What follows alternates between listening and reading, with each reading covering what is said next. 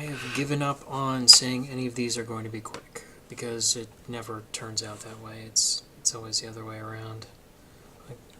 And the last one was going to be a quick one, and that ended up being horribly long, like half an hour. Alright, so I'm going to do a quick review of Jurassic World, which I didn't really want to do, so I guess this is a compulsory review. Well, let's get into it. Alright.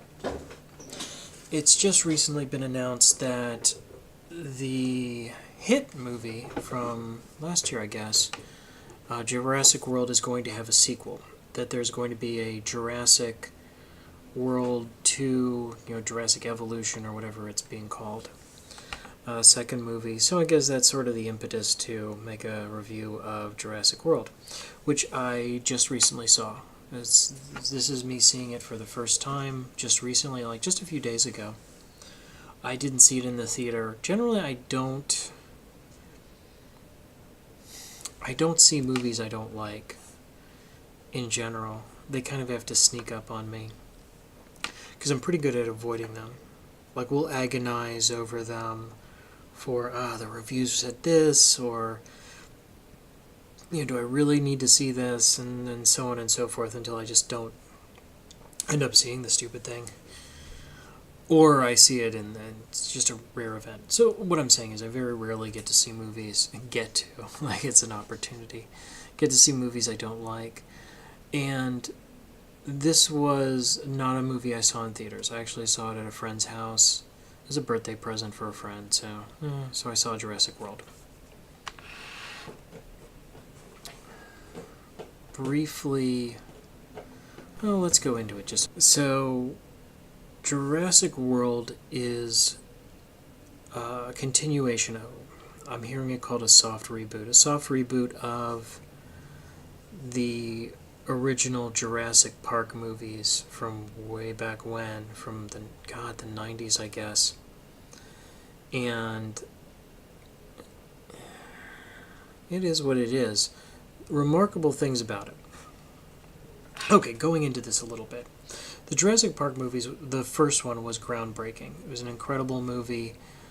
It just sparked a generation of dinosaur movie stuff, I guess. Reignited an interest in dinosaurs. Despite the fact that more recent research since then, and actually research at the time, has kind of indicated that that's not really what dinosaurs looked like at all. Like, they actually had primitive feathers and fur and jazz like that, and didn't look like pebble lizard creatures. That's neither here nor there. The original movie, Sam Neill, Jeff Goldblum, and the rest, was a very good, huge film, and it was good. It was what it is. You know what freaking Jurassic Park was. Don't need me to explain it. It's worth mentioning that it had 2 sequels. The sequels weren't that amazing. They were okay. And there were things that you liked. Like, if you like pteranodons, pterosaurs, there's one in, I think, the third one. I don't think I've seen the second one. I did see the third one. There are actually flying dinosaurs. Groovy. That's that. That's all I'm going to say about them. The first one was amazing, had 2 sequels that were kind of meh, done. That was a long time ago. Last year, they released Jurassic World. Jurassic World was fairly big budget. In fact, big budget. That's no fairly in there. Big budget, $150 million. Easily another $100 million on advertising and so on. Possibly more. So, all told, I'm going to imagine that film was easily, it was more than $250 million. It's worth doing another video in its own right, but other people have done this better. But briefly, which is my curse word, I guess. Briefly, the way movies make money. They have a budget, the movies are made, and then they try to make it back. Duh. But here's the thing. When you're looking at the totals, the gross for movies, it's important to remember that they have to share that with their distributors, the theaters themselves, and so on and so forth. I'm told in the United States, the studio will get 55%, somewhere in that neighborhood. Overseas, in a lot of Europe, it's 50-40, 45, somewhere in that neighborhood. And in some places like China, which is the second largest market, it's, I believe, really low, like 25%. That's how movies like, goodness, Transformers 4 could actually be close to not making its budget back. Like, I mean, it's just so huge, and so much of its budget came from China. So much of its gimme, the ticket sales came from China, that it's like, it was less than 40%. Regardless. Jurassic World cost $150 to make, which is to say, studios are not very forthcoming in how much they actually spend on the movies themselves. How much they spend on advertising is a complete mystery. But regardless, this movie has two remarkable things going for it. One, it made 100, and I think the last total I have from Wiki is 1.67 billion. Even with what I've just said in consideration, I think more of it was domestic, but for argument's sake, let's whip out a calculator, do some math. That'll be fun. Kids love doing math. Let's see, 1.670. Let's say for argument's sake, it only made about, let's see.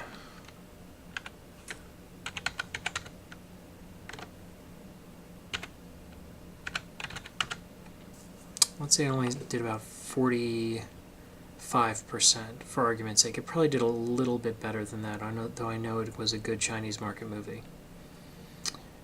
So that comes to 751. So let's say 750 million.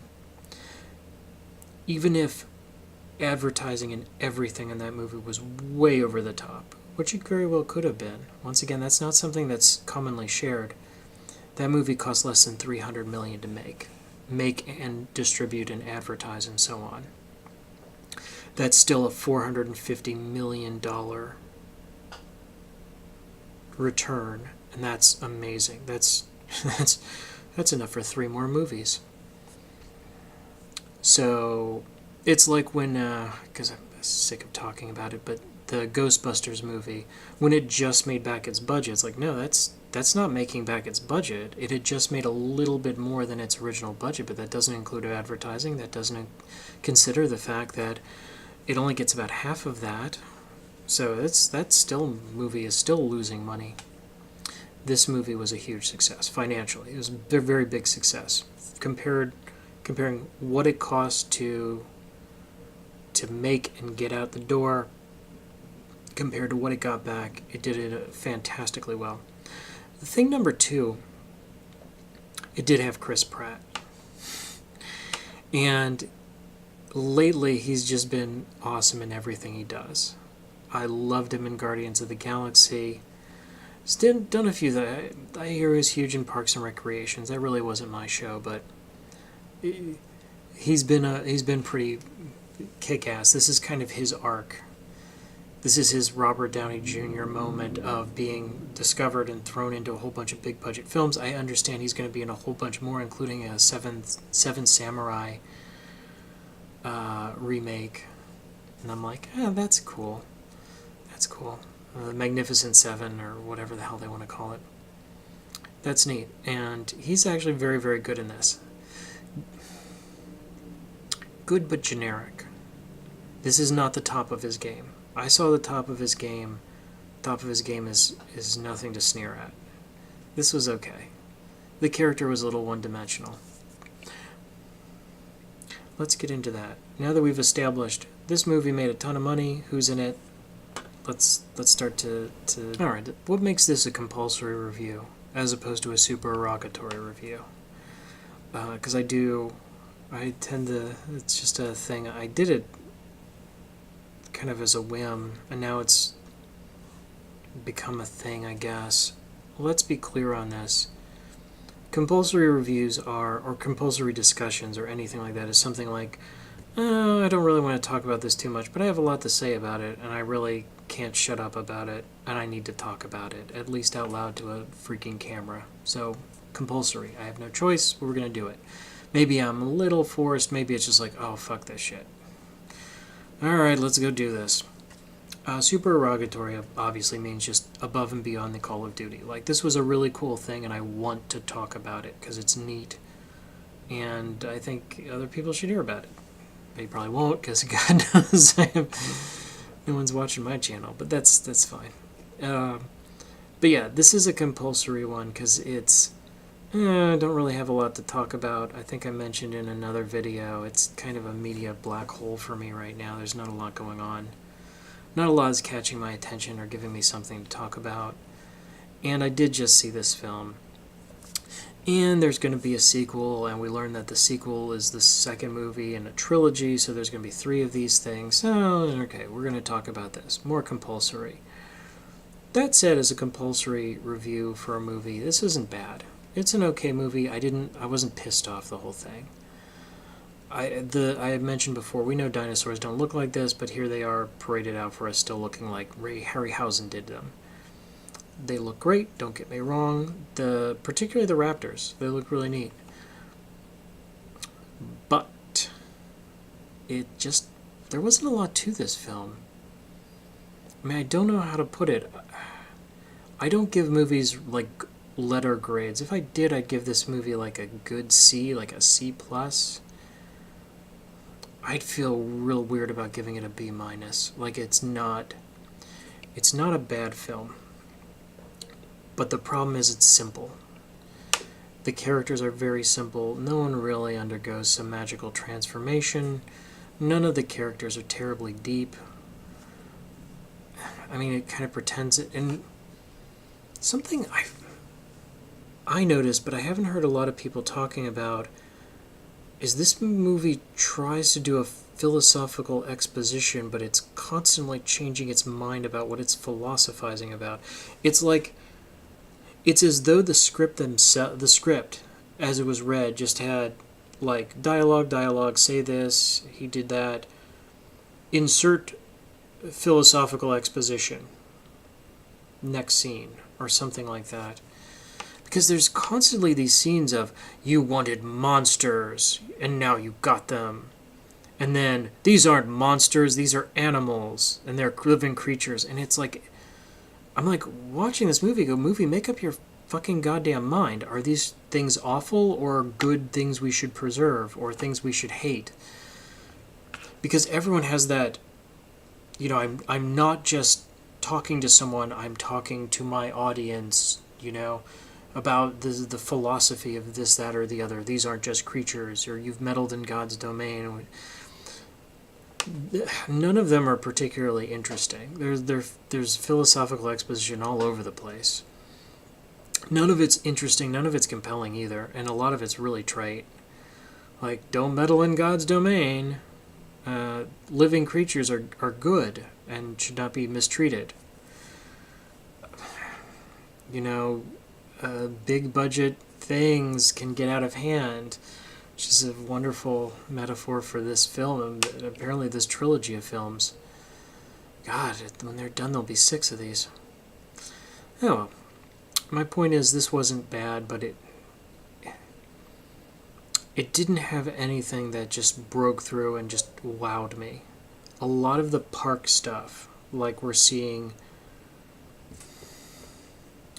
How to explain this? In Jurassic Park, it's a park. Like, it's a few cars driving around a track. The premise is there's big-ass cages and shit just everywhere. It's more like a safari for giant animals, which is, I guess, is what it is, on an island so that they can't get loose, they can't go anywhere. This one implies more of a Disney World-like atmosphere. Like, there's a full-on... gift shops and cafes, and I think I saw the Starbucks logo at least once, and things like that, like, very commercialized. It's a different feel to it. It is a continuation of the previous films.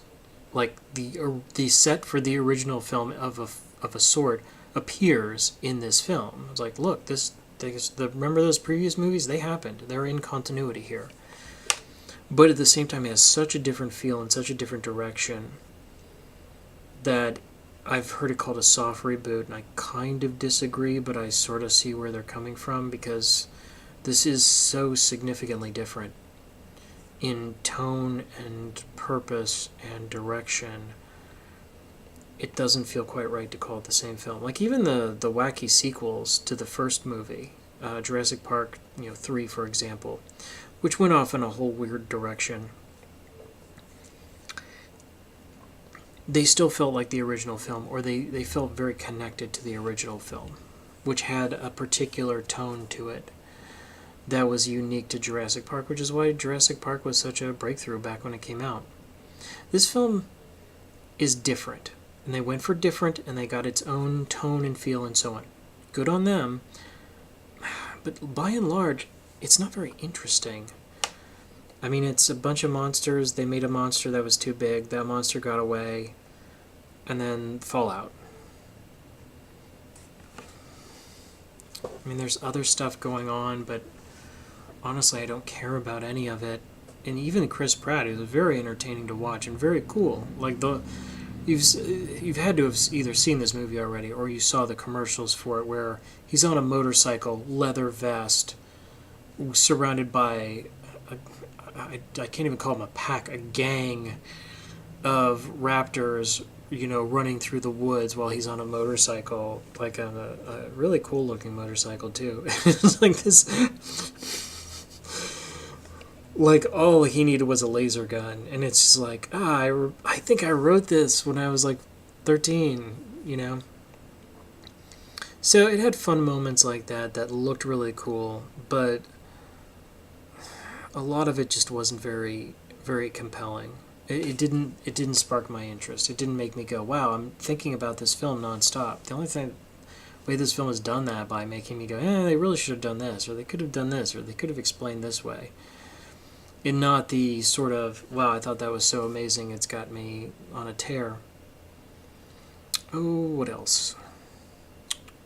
I guess that's all for this part. I mean, really don't have too much to describe in this one. Nothing really stood out, and that's kind of the problem, is that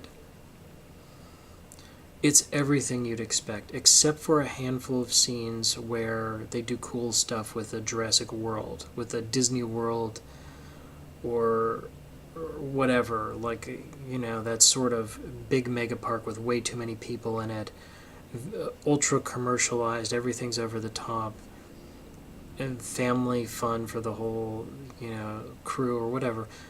That's an interesting aspect that they didn't really explore very much, which is a shame. That's the thing that kind of stood out a bit.